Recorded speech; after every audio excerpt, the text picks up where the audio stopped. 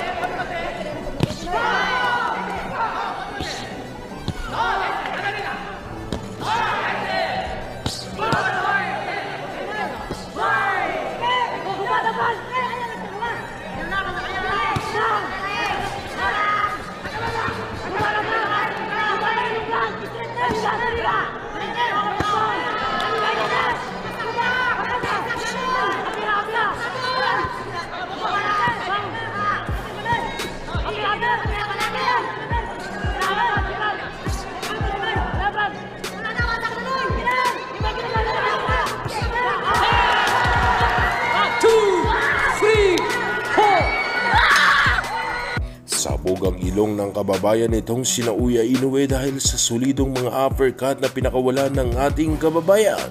Sa laban ay nabalot po ng katahimikan ng arena dahil sa hindi kasi lubos akalain nitong mga Hapon na ganito pala ang sasapiti ng kanilang kababayan.